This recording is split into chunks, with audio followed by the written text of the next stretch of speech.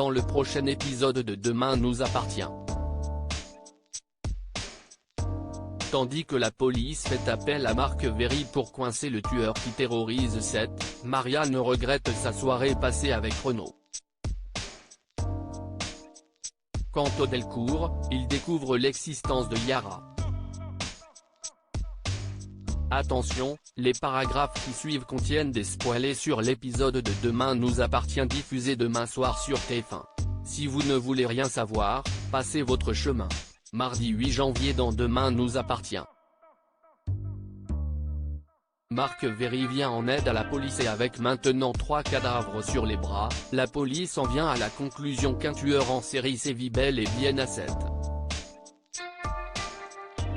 Pour Lucie, le seul moyen de coincer le meurtrier est de faire appel à Marc Véry, qui a un lien direct avec lui.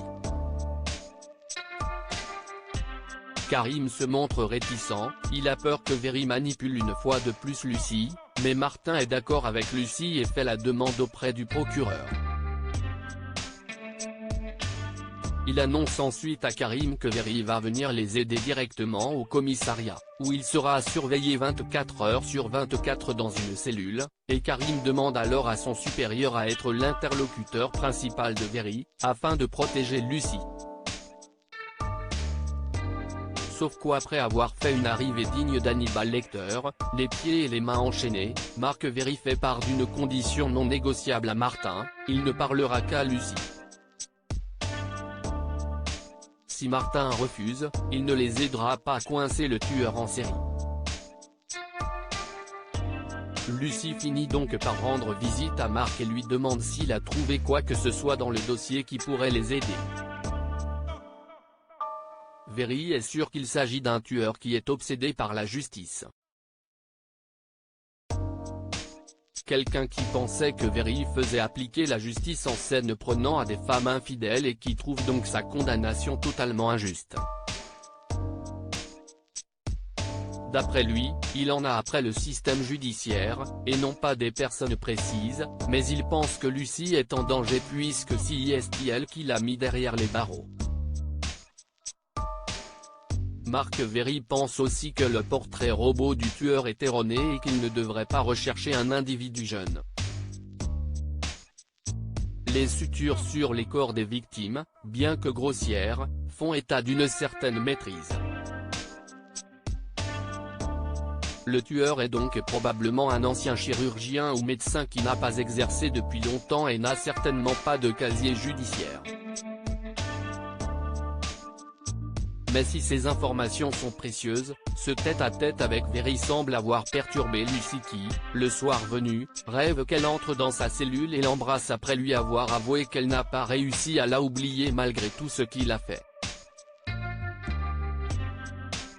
Marianne regrette sa nuit passée avec Renaud. Didi son côté, Marianne, qui affiche un sacré mal de crâne après la soirée arrosée de la veille, avoue à Renaud qu'elle regrette ce qui s'est passé entre eux et que c'était une bêtise.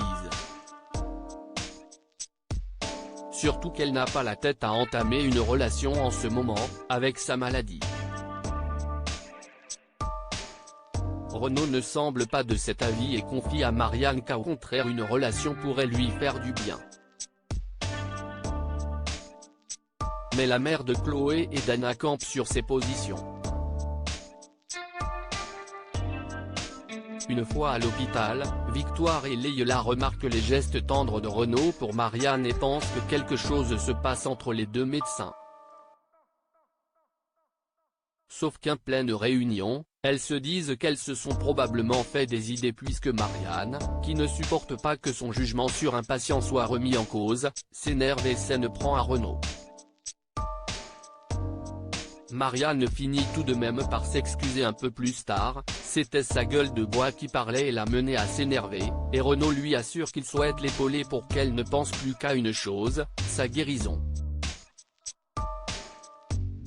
Il sait que cela ne va pas être facile, vu le caractère de Marianne, mais il veut être là pour elle, sans rien attendre en retour.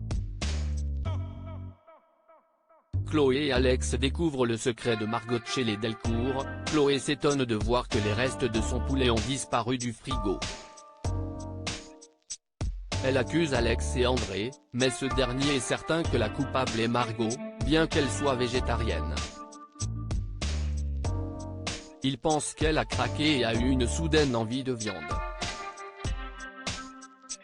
Après tout, il faut être désespéré pour avoir envie du poulet beaucoup trop sec de Chloé.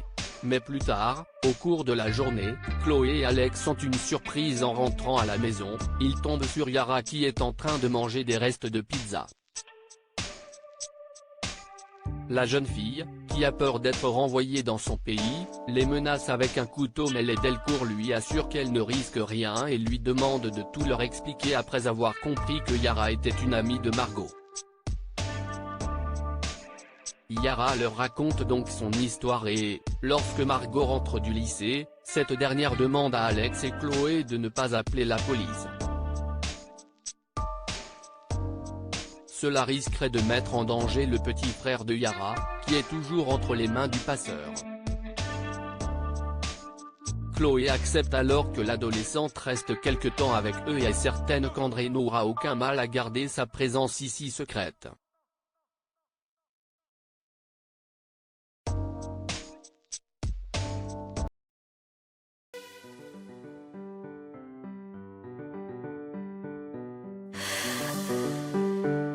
The man I love just had a heart